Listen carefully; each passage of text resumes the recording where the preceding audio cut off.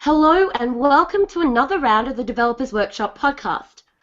For those of you who are tuning in for the first time, the goal of this workshop is to bring developers and industry professionals together to discuss game development as well as provide important insight into overcoming roadblocks for up-and-coming developers. Joining us today, we have Chris Charla, the Director of the ID at Xbox program. Hey everybody. We also have Mika from Other Ocean Interactive returning. Thanks for having me back. Always a pleasure. And as always, my partner in crime, Jay Adeloye. Hey everyone, how's it going? And assisting me today is our senior writer from EXL Gaming, Jonathan Matson. Hello, how's it going? Brilliant. So to kick things off, why don't we go around the table and hear about all of your current projects and industry experience, starting with you, Chris. My industry experience. So I've been in the game industry for actually a really long time. Like I figured out just before GDC that it was going to be. I haven't been to every single one, but my first GDC was actually 22 years ago. So it's been a little while since I graduated from college and headed out to GDC. I should say left college versus graduated. Sorry, just want to be strictly accurate there. Yeah, so I've done it. Been really lucky. I've gotten to do a lot of cool stuff in the game industry. So I started out. I worked for a couple years at a Macintosh magazine as the entertainment editor, and then switched over to Next Generation magazine, which some people may remember. But if you're not familiar with it, it was basically the U.S. version of Edge. And every month we would swap CDs with Edge of all our stories. They'd send us all their stories, and we kind of end up with a best of from both of them. And after Next Generation, and I actually met Mika at Next Generation, yep. and then after Next Generation, I went to a little developer called Digital Eclipse, where Mika actually worked. And we worked together for a few years, and I was there about 10 years, did a bunch of different things from level design and level painting on Game Boy Advance games. I'm going to say helping debug Game Boy Color games on a whiteboard to all the way to helping create and ship an original IP and ship a lot of Xbox Live Arcade games. And then 5 years ago, I actually moved over to Microsoft, and I worked for a couple years on Xbox Live Arcade on the publishing side, helping publish games for Microsoft Studios. And then in 2013, I started ID at Xbox, which is Microsoft's program for helping developers self-publish games on Xbox One, and now also self-publish games on Windows 10 using Xbox Live. So I've had a long, exciting, to me anyway, it was exciting career, and hopefully it's not going to end anytime soon. My goodness, you have been busy. That sounds exciting to me, hey. So Mike, I don't think anybody here doesn't know exactly who you are and what you do, but entertain us. All right, I'll entertain you. It goes way back 20 years when I started making games, and I've been working on games ever since, from franchise titles like Street Fighter and Rock Band, and the classic games like Joust, Defender, Robotron, that type of stuff, and old Capcom and Sega games. And I kind of did probably my most prolific run during the Game Boy era, when Game Boy Color had just come out, and worked on over probably 50 Game Boy games there. And just recently worked on a game called IDARB, which came out on Xbox One through the ID Xbox program, thanks to Chris and his efforts. And we just did an update on that just recently, so if you haven't played it for a little while, go out and get the 1.5 update, because that's going to tie into the imminent PC release.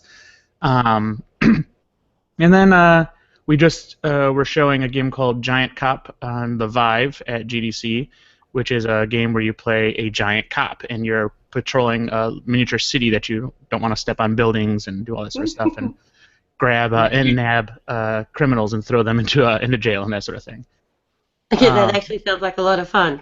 It is. It's like living in the Rampage universe as a monster in a way, because, and I say monster because it's kind of, I don't want to give anything away, but where the game kind of goes is it gives you so much power that as a giant cop you have to I mean, you get to experience what it's like to have too much power, and then see what results from that. So it's pretty fun to do, and we also have a bunch of new. Well, I guess I can't talk about that yet. Okay, we got a bunch of other stuff going on right now. Of course you can talk about that. It's all right. We're friends. I do that, and then there's going to be an article on Monday. I'm going to get a call. On Monday? Be like, on don't Monday, do podcasts anymore. There'll be an article in 5 minutes. We're in the trust tree here, right? There's nobody else that's listening or anything, right? Honestly, I'm busy flashing back about Rampage, so y'all can talk about whatever you want. That's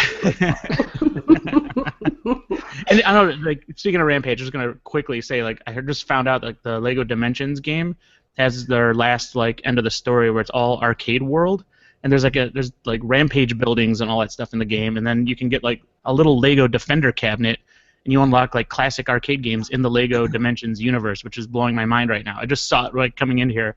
Wow. So, anyways, Rampage, yes, it's still you can still find it out there. That's awesome. Nice.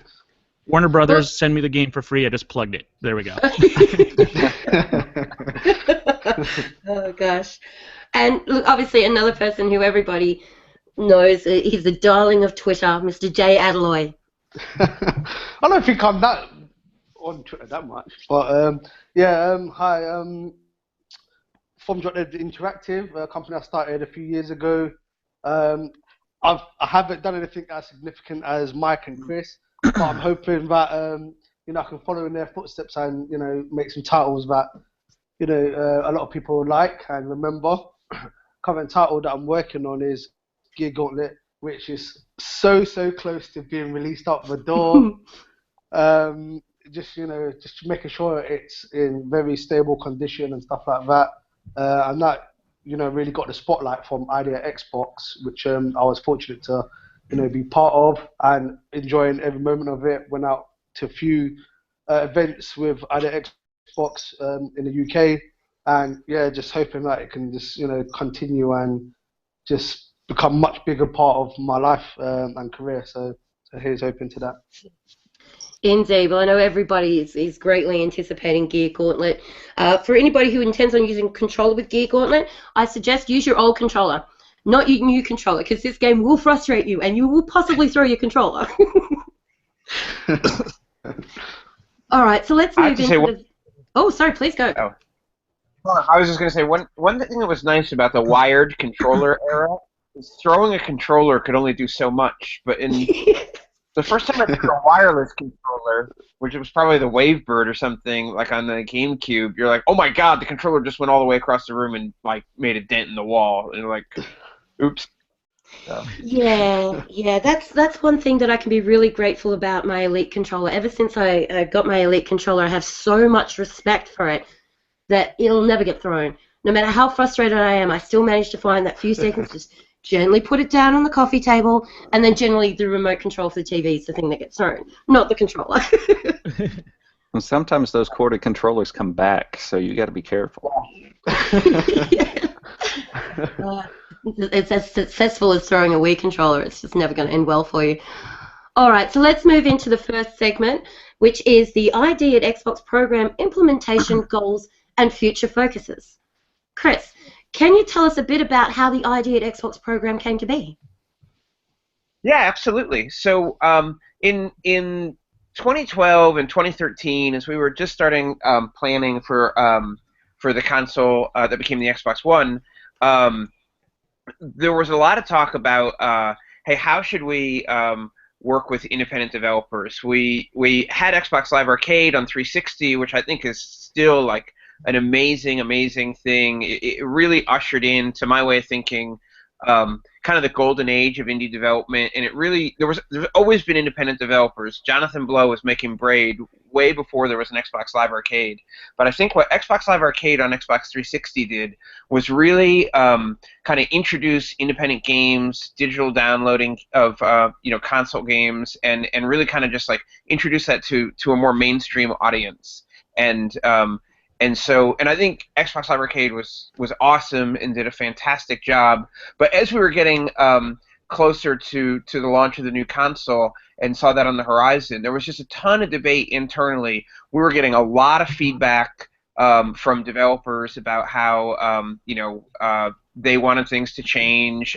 Every developer required a publisher, and it was clear that the scene was moving faster than Microsoft was, and the growth and acceleration of the independent development was happening like really, really quickly. And honestly, I feel like we were a step behind at one point, and so a lot of different people had different ideas about, we knew this is something we had to address. A lot of different people had a bunch of different ideas about how to do it, and where we ended up was ID at Xbox, and we tried to make the program as open as possible, and really just nail down 2 or 3 core principles and let everything we do flow from that. And it was really just the sort of central kind of tenet of the program is that if we make it as easy as possible for an independent developer to ship their game on Xbox One, and now that's continued on to Windows 10 with Xbox Live, if we make it as easy as possible to ship games, we'll get a lot of great games, and players will have a huge, diverse array of games to play when they turn on their Xbox Ones. And that's really what it stems from. We know that independent developers make some of the most innovative, interesting, cool, whatever adjective you want to use, games, and we wanted to make sure that when a player turned on their Xbox One, they had access to the full gamut of everything that game development has to offer. And so from there, you say, make life as easy as possible, and we've really worked to do that. Obviously, we are improving our processes all the time. We're always listening. I just got back from GDC and spent a week talking to developers and listening and just seeing ways we can improve processes. And we're actually probably going to do a couple new things for developers just based on some feedback we got at GDC. And that's it. That's how it all started. Awesome. Well, that's some great background. Oh, somebody's feedbacking. It's great feedback for people to understand exactly why ID and Xbox is so important to everybody, not just the gamers, but the developers as well. Jonathan, I think you have our next question. I do. You mentioned, Windows 10, so obviously that's going to be a big future focus here for the ID at Xbox program. But 2016, as we move through it, what is going to be the main focus of the program? Oh, so it's just that. It's enabling developers, any place they're using Xbox Live, like on both Xbox and on Windows 10. So we have more than 1,400 developers working on games for Xbox One and Windows 10 right now, and so that's the focus. It's amazing how just I think in life you think like, okay, we're going to get this program rolling and then it'll be rolling, and there's just always new stuff to do. There's always new features coming online.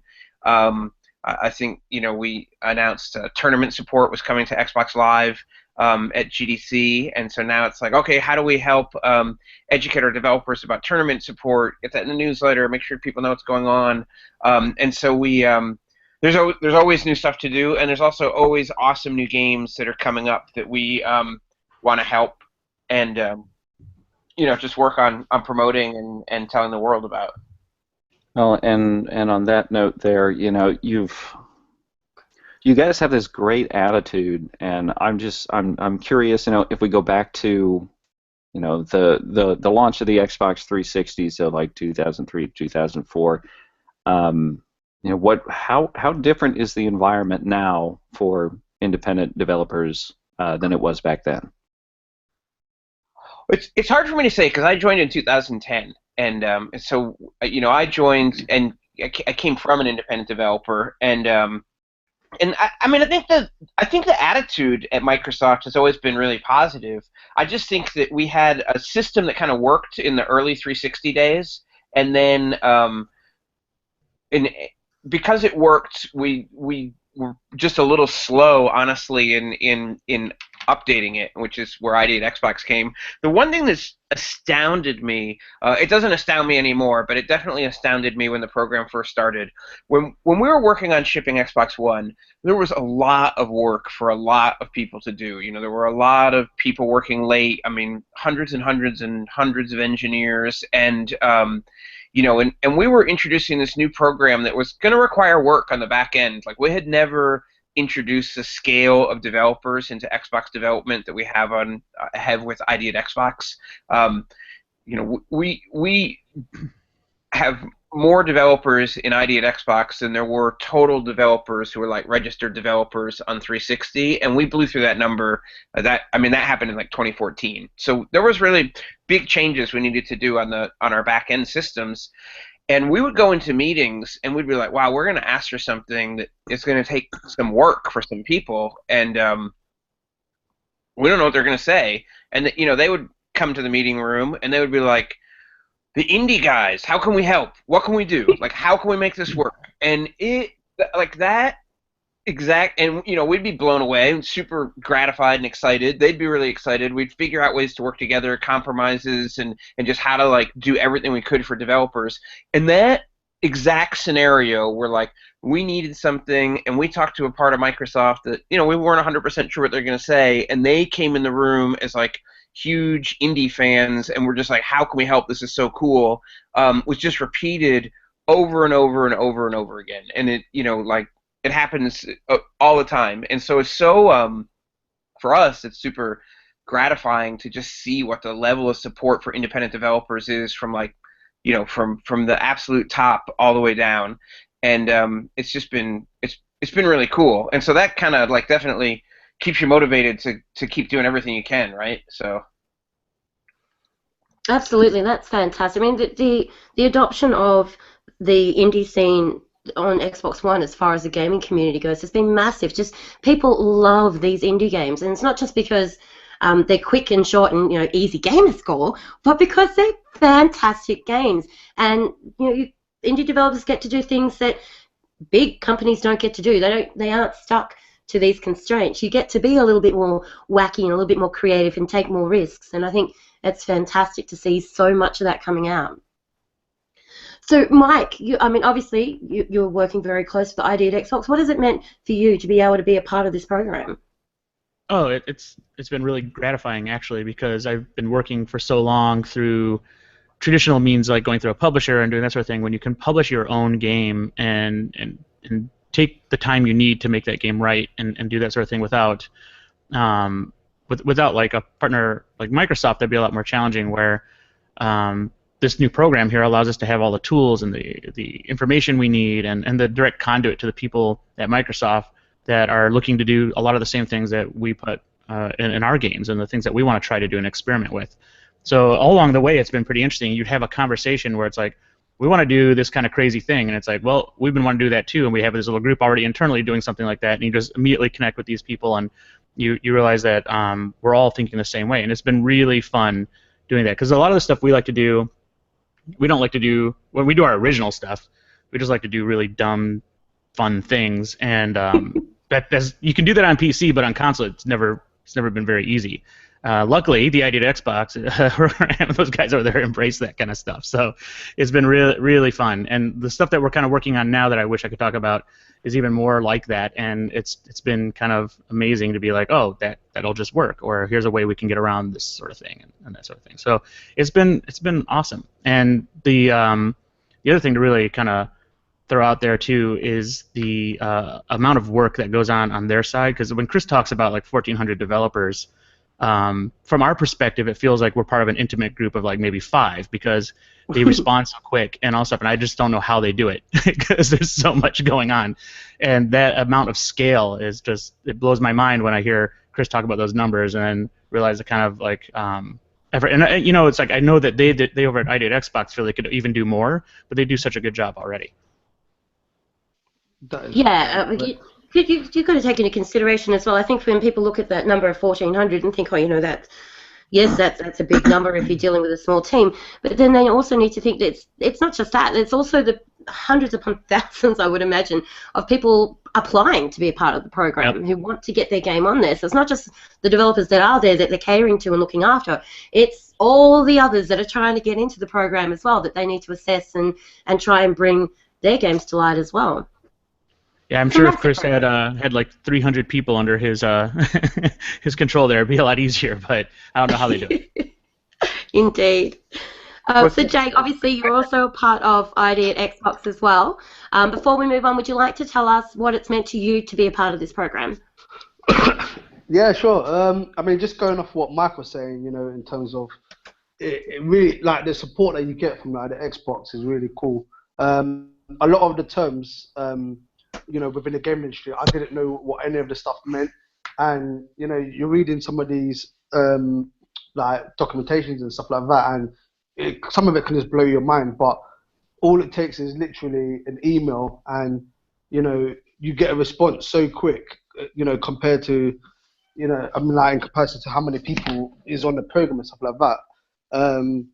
And yeah, so the response is just quick, and yeah, it's just I just found it really cool. And one of the last year I was able to go on 4 events with the other Xbox team, and that, I would say, was probably the highlight of sort of my gaming career, if you can call it that, because, you know, I can go up to friends, I can go up to the dev meetings that I go to monthly, and I could be like, oh, here's a picture of me on the, you know, Microsoft Xbox stage, and they all just like, wow, how did you manage that? And it's just, you know, I still don't know how I managed it, but, you know, it was just such a cool experience. You know, it got me so much exposure. You know, I didn't have to fork out a bill for it. You know, so I was very lucky in that sense, because although, you know, we go on this one umbrella of indie, I don't have as much funding as maybe another company would have. So, you know, just to be able to get things like that just means like a really big deal to myself. And yeah, you know, you just feel cool when you're, you know, sat next to people like Cuphead, which everyone's going crazy about, or Team 17's Escapists and stuff like that, and you actually see people actually not playing those games and then playing your game, so it makes you actually, you know, smile in the back of your head kind of thing. So for me, it's just been an awesome experience, and, you know, as I say, the support has just been amazing, and, you know, hopefully, you know, my efforts will be sort of on show once it hits the store, and you know, everyone can sort of judge and sort of see how the road is, where the road is taking me. So yeah, it's great because if you look at the history of indie games on consoles and the sort of thing, it's like they're not treated by this program as like second-rate titles. Obviously, it's this program's set up to make sure that they're treated fairly and that sort of thing. So it's amazing to me when you go onto the dashboard and you see in like the top 5 games or top 10 games, there's a nice amount of indie games there, and they're in the same part of the board and stuff. They're not separated. They're not second-rate citizens, and that goes into the development side too, where Microsoft announces some new feature thing. You're like, oh, okay, well, that'd be awesome if we can have access to it. It's being dispensed out to indie developers at the same time it's being sent out to other developers that are, you know, larger and more professional, or other publishers and that sort of thing. So it's amazing to see that kind of turnaround over the last couple of years. Yeah, and I'll just say one last thing is that I speak to a lot of gamers and stuff like that, and they say, you know, wouldn't you like to be sort of sectioned off into your own little indie sort of section on the dashboard and stuff like that? But, you know, they don't understand how it feels to, you know, kind of be boxed off and sort of, you're like in the you know, the discount sort of section of the store and stuff like that. And you know, for your game to come out and, you know, potentially, well, it would be silly to put your game next to Call of Duty, but, you know, if you did have it next to Call of Duty, you know, that sort of makes you feel good within yourself, and, you know, that you're achieving something. So, you know, to sort of have us in a section, I just think, you know, just wouldn't be good for in terms of, you know, from a developer's point of view. And I really like the fact that sort of Xbox embraced that. And as, you know, Chris has mentioned, a game is a game is a game, and I really like that quote. So yeah, thanks for that. I think more gamers are starting to even embrace that and realize that indie's just a title. It's just a name that's given to something to identify whether the studio that's made it has done so independently or not. It has no bearing on the quality of the game. Yeah, that's right. And I think if you if you went out and talked to a lot of the people on Xbox One players, and you talk to them about different games that we know come through the ID at Xbox program, they have no idea and they don't care. They just saw a cool game and they want to play it. And there's a reason. We talked early on, like, hey, do we make an ID at Xbox splash screen that we ask developers to put in front of every game? And we quickly decided. I mean, it was one meeting, and we were just like, no, no, it's not about that. It shouldn't be about us. It's about the developer. And I just want to go back to something Mike said just about the ID team. Like, I'm the person who luckily gets to go out and talk a lot, but everybody who works in the program or who's put a game through the program knows that there's a pretty big team of incredibly awesome people, whether it's Agostino Simonetta or Katie Stone Perez or some of the other folks who work with us, like Jessica Rennell and others who are like Damianowski, like a lot of awesome people who really help out with everything and really are the core team and do so much work. So I just want to make sure everybody. I don't want people thinking I did Xbox is like me with a PC. There's a big team of awesome. Don't worry, Chris. All of us who know you know that. Yeah. Exactly. Yeah, especially Wally. Is it Wally Barja? Yeah, I've been having a lot of conversation with him lately. Wally is the best. Yeah, Wally is awesome. Yeah, very responsive. Fantastic. Well, thank you very much for that insight. We might move into the main segment now, which is GDC 2016. So Microsoft's announcements and games, and more games. So earlier this week, we were really excited to see an announcement from you, Chris, regarding the implementation of cross-network play. What kind of response have you had to that so far? Oh, it's been crazy. It's been really, really positive. So we've always had, or we introduced, fairly recently cross-platform play, so that a player on Xbox Live can play with a player on Xbox or on One, whether you're on Windows 10 or Xbox One, can play together. But earlier this week, we announced that at a developer's discretion, they can also enable cross-network play, where they can play with players who are coming from other networks, whether PC or anywhere else. And reaction was really, really positive from players and from developers. And we announced Rocket League will be one of the first to take advantage of that, which we're really, really excited about. And yeah, we'll just see what happens. Like we think it's just another thing where like let's make the option available to developers, and then let developers decide what's best for their games. Absolutely. John, I think that you wanted to ask something in regards to this?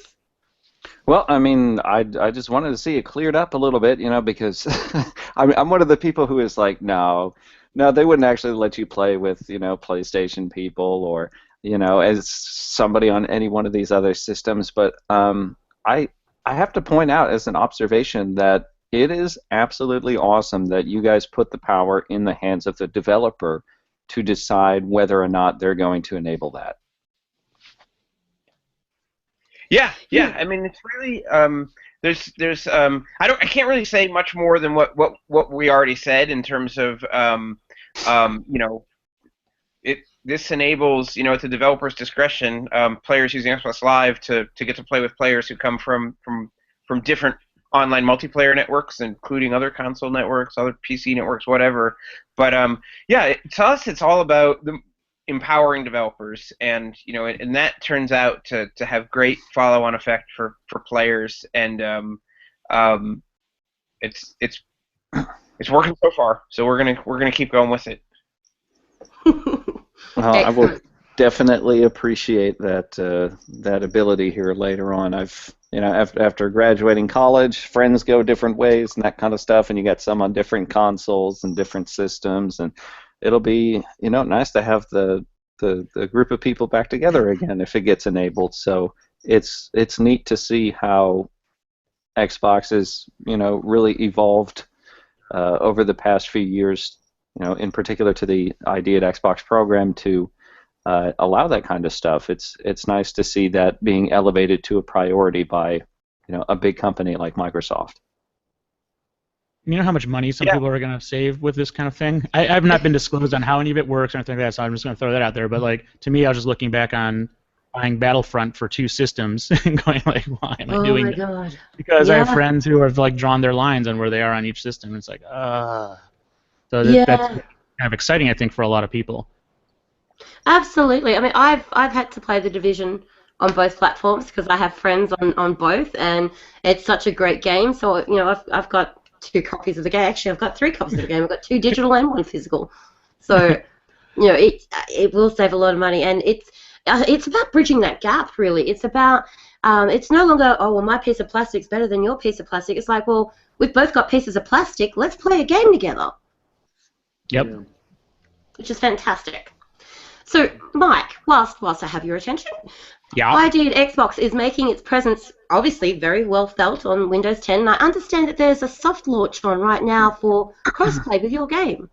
There is, and we've been giving out and running out of tokens nonstop as we're trying to get people to try it out because we're a smaller team and we've been implementing the stuff that Microsoft's made available, and so we're just wanting to make sure that who's coming here that we look at how we support it, and it's really tight. But we're looking at launching this thing relatively soon now officially. Like people have been going on there and buying the game anyways because for this where the state it's in right now. You can go and actually buy it, but everybody needs to know it's like in a soft launch at this point. But it's been working really well. I can say crossplay works pretty cool. It's nice to be able to get on. Like I had a tablet at GDC and got on one of the hotel Wi-Fi networks there just to show off that we can go in and play against people on Xbox because you can set it to be like I want to play only against Xbox people.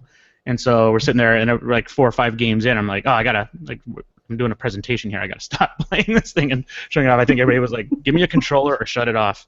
But it's really awesome because, again, just like with the recent announcement that Chris was just talking about, by just adding this, the ecosystem of players that you get to play against is enormous. Like if we launched, like when you launch on, like, say, Windows 10, those first few days, either people are coming in or out, and you don't know how many people are going to be buying the game, how much uptick it's going to have in the first few days. But if you can just get in there, and the moment you buy it, there's already like 2 million plus people potentially out there that can join you in a game, thanks to it being on Xbox already. That's awesome. And so if you look at the long term of that, as you build an audience on multiple systems, it's only going to help titles like ours, even these smaller titles, particularly that have like DLC and all the stuff that can have a life across these systems. Having that giant audience is just, I mean, it gets you towards like mobile numbers, and that's what you're kind of hoping for as far as an audience size. Well, and looking at something like that too, you mentioned kind of the life of the game, but there are plenty of games out there that have pretty dedicated groups of people who either play on console regularly or on PC regularly. It kind of allows you to have a larger and more stable player base. So, I mean, that's got to be great for developers as well. And stuff we're working on right now is like we're putting this into the design process because the idea of pitting a PC player against a console player against even like a mobile player or whatever, right? It's really exciting because if you remember, I forgot which Mario Kart it was. Maybe it was the Mario Kart Wii, the one that was on there, where it would, if you're playing against people, it would tell you if they had the controller, or the steering wheel, or whatever, where they were playing, so you knew like what their interface was that of the person you were playing against. And to me, that's awesome because PC offers some advantages when you're using mouse and mouse look and all that kind of stuff versus like a console controller thing. So what if we could actually design the game to have particular character classes that benefit from the machine you're using, as well as having some very common ones across the board? That makes it kind of exciting where you might be looking for PC players to join your clan or your team and all sort of stuff where they're going to have different abilities and that sort of thing that extend into the real world and the interface and stuff. So for us, it's really exciting, and the things that we can do with that is really exciting.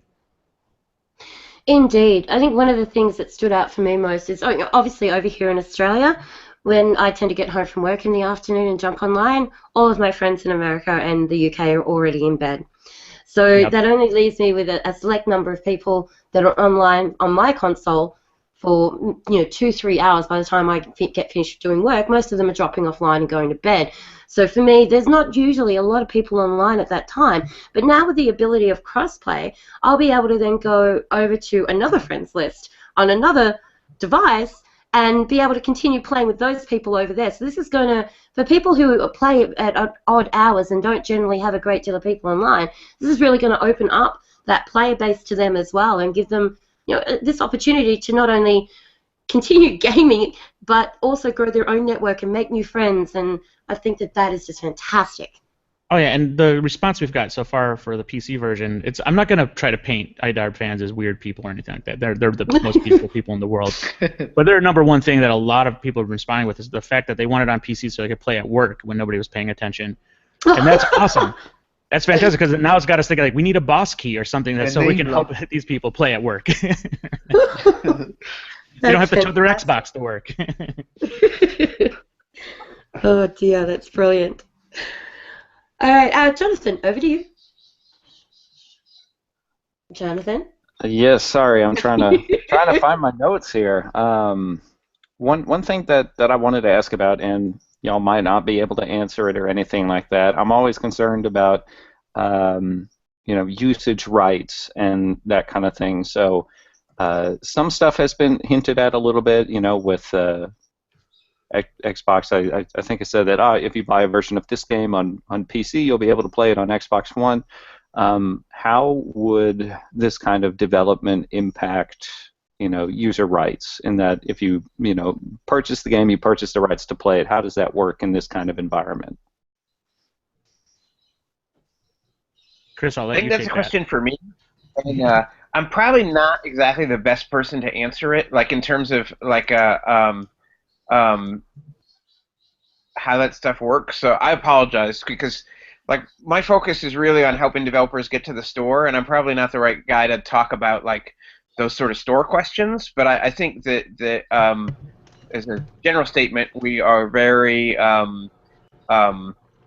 focused on making sure that players that we do the right thing for players. If you look at what we did with Xbox backward compatibility with Xbox 360, it's all about making sure that if you have owned some content on 360, you can hopefully play a lot of those same games on Xbox One via backward compatibility. But I'm not the right guy to answer the question, so I'm gonna not answer it. But I will just give a shout out to backward compatibility and say that it's awesome that if you own Castle Crashers on 360, you can play it on Xbox One, or you can buy the updated version of Castle Crashers. So indeed, it's kind of neat for me to be like checking in every so often. I feel like I'm getting new games because I'll see that I can install new things every few days or every few weeks or whatever it is, and it's just kind of neat. I'm like, oh yeah, I forgot about that game, and I install it. It's awesome.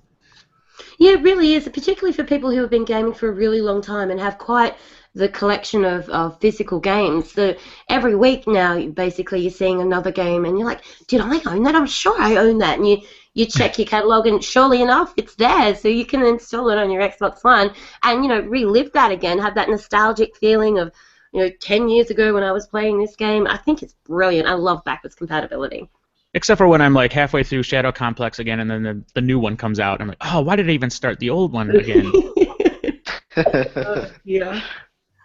So another important announcement is that monogame support will now be available on the Xbox One, meaning that games like Axiom Verge can now make its way to the Xbox One marketplace. Chris, would you mind explaining to those who don't really understand what monogame support is, just why this is so important? Well, yeah, sure. So Microsoft used to have a framework on really for Xbox 360 and older PCs called XNA, and it was I don't want to get too into the technical weeds on exactly what it was, because I'll probably make a mistake and then people will be unhappy. But it was a development framework that used C#, and it's not supported on Xbox One natively. There's no native support for XNA, and there's a solution, which is this framework called Monogame that works on top of something called Mono. I will get into the details, but there's a solution, and it's called Monogame that can kind of replace XNA if that's the framework you want to develop games in. And it's been available for other platforms, but it has not been available for Xbox One yet. And so now we finally announced that it will be available for Xbox One, thanks to the team over at Sickhead Games. And Axiom Verge will be the first game that kind of comes through with it, which is awesome because, I mean, if you guys haven't seen Axiom Verge, it's just a really gorgeous game, huge passion project for the creator. It's like a one-person game, one-man game. He did the art, the music, the animation, the gameplay, like everything. And so we're really excited to get that. And there's a lot of games that have been done in XNA. The ones that may be most familiar, especially to Xbox fans, might be some of the dishwasher games from Ska Studios. Studios. Yeah.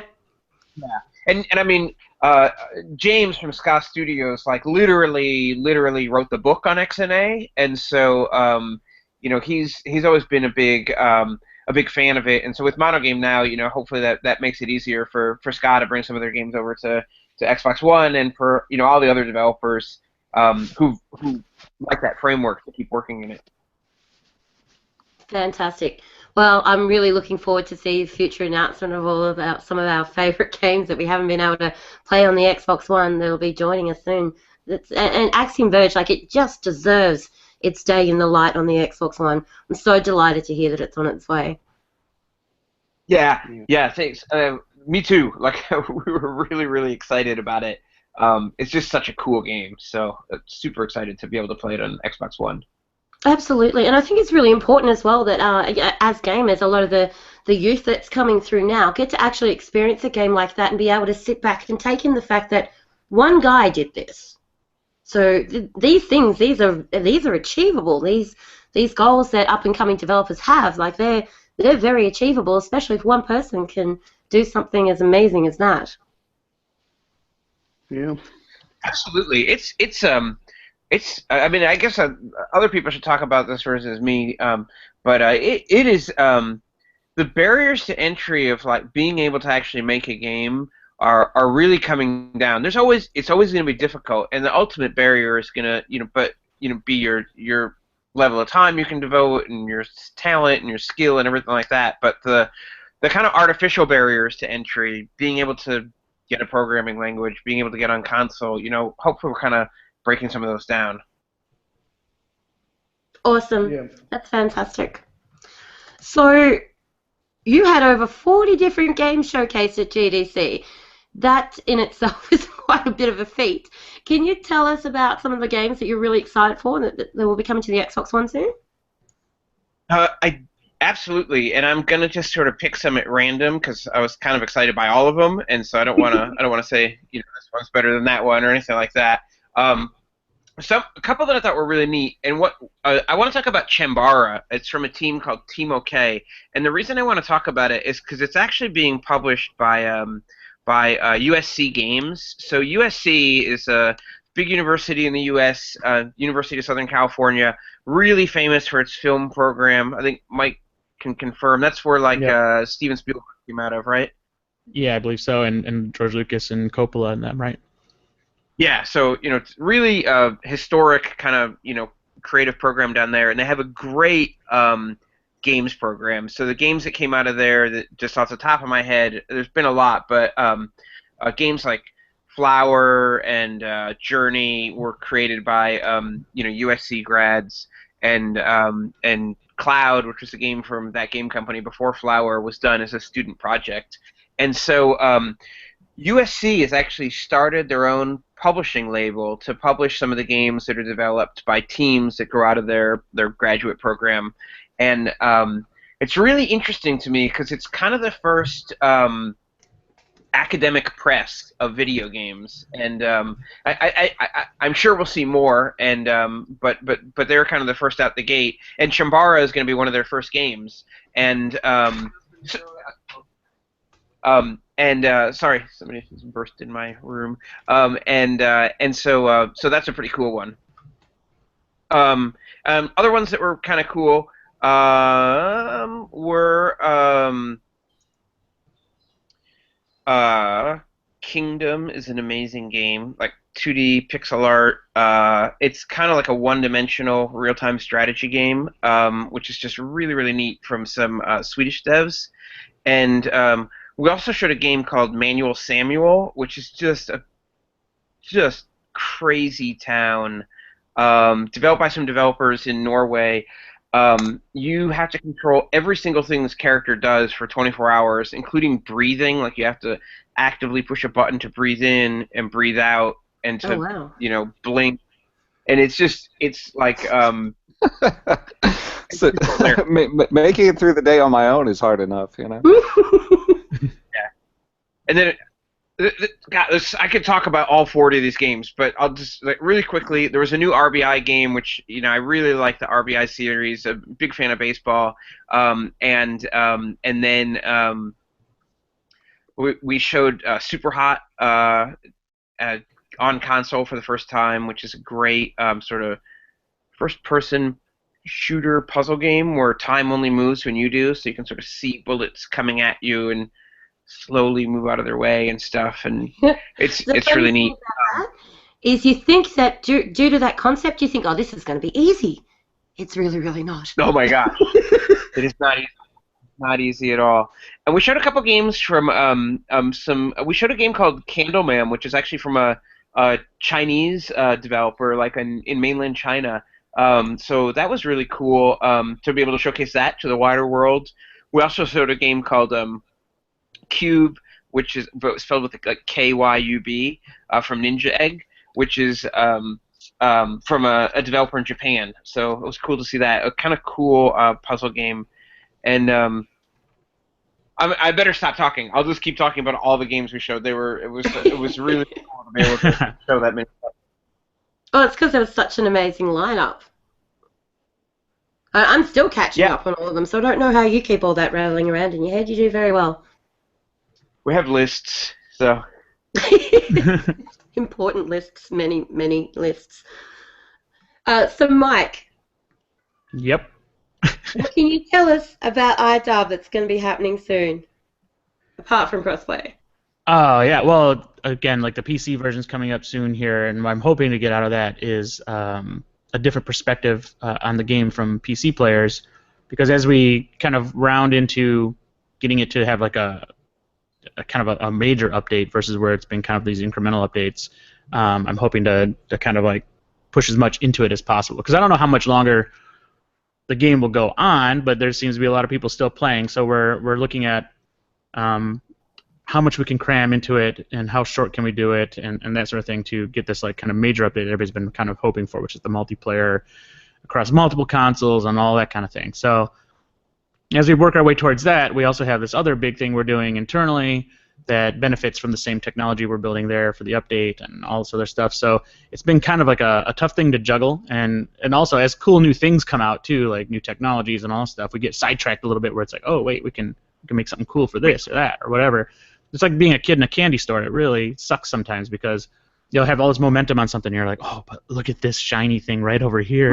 And I feel like I was a kid on my Commodore 64. Every time there was like a new movie, I'd say, I'm like, throw this game I'm working on away and start a new one because it's like Star Wars now and all that kind of stuff. So, but like IDARB is got a little bit of life left in it, I think, for a while here, and we're just trying to make sure that we put the right things in. And like when we did this last like incremental update, like the number one thing people kind of came back with was like, I still want that multiplayer across multiple consoles. And the problem with that, the reason it's been taking so long, is it requires an entire overhaul of the code base, because the game was originally meant to be just a local game, and we put multiplayer in the worst possible way. You do it in the last like part of the development rather than right from the beginning. So to unwind all that stuff and to almost like recreate the game, that's taking a while. So that's the big stuff coming up in IDARB. But I do want to note something from GDC really quick. Chris, did you play Hello Operator? Was that the one in the alt.control thing? Yeah, it's a 1920s operator panel, like those old where you plug the cables into the different things to connect people. And there was a game built into it, so you have a legitimate, real 1929 operator panel that you're playing this game on, and you're getting conversations and you're connecting people through the headset. It was amazing. Oh wow!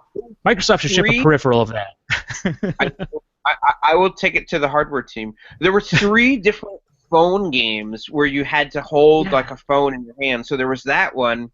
There was another one that I got to see but didn't get to play, where you are like the new guy at manning like a laser death satellite, and it's broken. So the whole game is you on the phone, like this old like touch tone phone, and then you also have a mouse and keyboard, trying to like go through this phone tree of like, if the laser is targeting New York, press 2. You know, if the laser is targeting LA, I think. I don't know because I didn't get to play it, but like people were just dying laughing as they're going. You know, and I talked to the developers. They seemed like really cool guys, and you know, at one point, you know, this guy was like doing something, and he's like pushing numbers on this, you know, physical phone, and then all of a sudden the panel on the you know, PC screen just like burst into flames, and it's like, huh. Wow. And then there was another one where you it was more of a choose your own adventure, and that was when I got to play where you would say like it was a 1-900 psychologist line, and it would say like, what is your greatest fear, you know, and on the screen, like was this an old like CRT, it would pop up like, if it's spiders, press 3 or whatever. So I pushed 3, and it immediately shows you spiders, like really, you know, it was sort of torturing you a little bit. I suggest that anyone who plays it does not say the dentist is the thing they're afraid of. Oh. It was really neat. I was Alt.Control, which is just all like weirdly controlled, you know, sort of like games, was like by far, you know, it's always like one of my favorite parts of GDC, just to check out those titles. It's my go-to now because I had the most fun checking those games out. There's a VR game where you go under a blanket like you're reading a book, and it's like from what I could gather, I couldn't even get close enough to play it. It's like a horror game, but you don't want to you don't want to lift the blanket and see what's going on outside. So it was a really creepy, cool thing. But anyways, I love that stuff over there. I was taking some people around who'd never been to GDC before, and we spent the most time at that section, which was awesome. Well, it's brilliant just to hear how many games are on the way. I mean, I can only imagine how busy you are just ensuring that there are games after games after games after games. I mean, what do we have coming up in the next 1 or 2 weeks, Chris, that people should be looking out for on their dashboard? Oh, there is a bunch coming out, and that is a question I do not have off the top of my head. What's shipping the next? But there's a lot of great stuff coming. I've been more thinking about what's coming like a little bit later this year, like Cuphead and Below and Pit People and stuff like that. I think that RBI 16 should be shipping within the next couple weeks. Baseball game, and it's really, they've made a lot of changes this year to last year, so that's pretty cool. Yeah, I don't want to say because sometimes I don't know if a date's public or not, and I don't want to be that fine. guy. It's not a problem at all. Sorry. But, I mean, you brought up Cuphead. Could that game be any more anticipated? Oh my God, I need that in my life.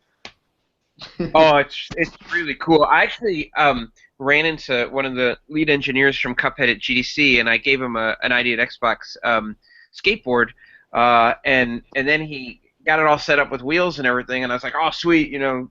I actually asked if he wanted to skate around SF, but I had to go. But and then you know, I'm just thinking, and I'm like, I really hope he doesn't hurt himself in a way that he can't type. So that's the picture that shows up online. Is like the guy who came put in the ambulance with the ID at Xbox board. Tony, if you're please wear wrist guards and a helmet. Yeah, I'm super excited about Cuphead. I think if people are going to be at PAX East, there's going to be a really nice a build of Cuphead to check out there. That it's a lot different than what you might have seen back at E3. So hopefully people get a chance to see it. Yeah, another game that's. I'm just going to say another game that recently got announced that I heard about as well is the Turing Test by Bulkhead Interactive. Apparently it plays a bit like Portal, and that looks like it's going to be quite an interesting game as well, coming to Xbox. It's gorgeous. Yeah. I got to see it running at GDC. It's really, really cool looking. Yeah. Bulkhead, are they the guys doing Battalion 1944? Yeah, they're doing that as well. I'm really interested in that game. Wink, wink, nudge, nudge, Chris. Looks really cool. It does. I'd love to see that on my Xbox One. Yeah, so... All right, so before we head into the wrap-up, is there anything that you guys have been waiting to ask, hoping that I shut up so you could get a word in? No? Everyone's good? Okay. Excellent, excellent. Well, look, firstly, thank you to everybody for taking the time out to join us today. We really appreciate it. There's been some amazing insight into the ID at Xbox program offered, and I think a much higher level understanding for gamers who maybe just didn't really understand that indie doesn't mean lower quality. Indie just means made by an independent studio. It actually, in many cases, means you're getting higher quality, you're getting more volume, and you're getting more enjoyment. So anybody that hasn't really taken a good look at the indie games that are on your console, go now. Well, not right now. Wait maybe 2 minutes until we're finished. And after that, go. Turn your Xbox on and have a look through some of the amazing games that are available on your console right now. Because there are games like Mike's game, like IDARB, for example. He said that he hopes that there's a little bit more life left in it. I know for a fact that there is a lot of life in that game on my console because, as you know, that is a rite of passage for any new staff members that come on board. They have to 1v1 me on IDOB.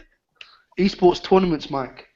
I know it's funny. There's actually a lot. I say I hope there's more life and everything like that, but I usually just I'm very pessimistic about stuff. But I just over this last week found out about a league that goes on every Friday on the East Coast across several bars across the seaboard. And they have these big tournaments. I'm like, that is awesome. I didn't know anything about it. So now with the announcement that you see from Microsoft on tournament play and stuff, you can only imagine oh, that's what we're thinking about now. We should go that direction because people are organizing it in a very hard way to get these kind of tournaments set up, and it'd be amazing to have that just embedded in the game. Yeah. Absolutely. I mean, particularly for people who play Call of Duty now, a lot of people for many, many years have been used to competitive in-game daily and weekly competitions. That doesn't exist at the moment. That's just for some reason doesn't exist. So a lot of clans are actually sort of dwindling away at the moment. And now with the ability for many more games to be able to integrate that into their, I think these people that are lacking that in their Call of Duty experience at the moment will be able to go and find that elsewhere, particularly on indie games. Yeah, and the fact that there's now infrastructure for that doesn't have to be built by developers, but they can just tap into, that's fantastic. It means you're going to see it a lot more. And for a lot of these indie games, a lot of them are competitive games. Look at Nidhogg. If there's a built-in tournament system for that, would be amazing. And all these games like Cluster Puck and all these things. So it'll be pretty exciting to see what happens over the next year or so as people start to integrate it. Absolutely. I think. So I was just going to say, I think one of us needs to create a game that's going to be good with esports that sort of us veteran players can play, because all the esports games nowadays, you have to be between the age of 12 and 20 to be good at it. And I agree. I think that's a huge. Go ahead. Sorry. No, I was going to say, because when I was good at games, there was no esports or any of this stuff, so I just did it for fun, and now people are winning loads of money from it. So I think someone needs to invent a game that I could actually be good at. And, I nominate you. That's the thing, that right? would take about 6 years. You make it. I remember when I first got Battlefront, I felt so good the first 48 hours, but then once all the kids started getting into the game, I was just yeah. So now. Yeah, it's just, but there's an opportunity to what you're saying. There's an opportunity, I think, to build an esport kind of game for the demographic that's not the hardcore Call of Duty. Quick. Yeah, the high reaction time player. A more casual esports, if you will. But I think there's an enormous opportunity there. And the first person to really kind of get there and exploit that's gonna reap the rewards of that, because you're gonna have a great audience, you're gonna have an engaged audience, you're gonna have a large audience for that. Yeah, no, I agree. Absolutely. Well, I look forward to your upcoming title then, Jay. Maybe. Maybe. I'll draw up some designs and send them over to you this afternoon. Come on, Jay. Come on. Step up. I knew I shouldn't have said anything. Oh, dear. All right, gentlemen, we are reaching the hour mark now, so I don't want to keep anybody any longer than that. I know you're all very busy gentlemen. So, again, thank you very much for taking the time out today to enlighten everyone about what's going on in your development processes. And, Chris, thank you so much for everything you brought to the table today. You've been invaluable. Oh, no problem. Thanks for having me. It's great to talk to everybody. Yeah, most certainly. We'd love to have you back again in the future as well. So if you have any announcements coming up in the near future and you'd like to come on and chat about them, just let me know. We'd love to have you back at any time. Oh, for sure. Thanks. And as Mike knows, once you're here once, I end up getting you back several times. Inevitable. Chris, you'll be back. Well, Jay came on once. He's never left. Mike's been on like 3 or 4 times. You're a part of the family, so yeah. It's because someone's got a gun to my head. I'm not allowed to. I think it's just because we all just really love what we do. We love the industry, and we love bringing everybody together and educating people a little bit more so that they can get more out of their experiences. It's just as fun to talk about games as it is to play them. Well, this is true. Look at Twitter, for example. Yeah. Yeah, that's true. Or Jay, we're Jay on Twitter. That's basically Twitter, right? Yeah.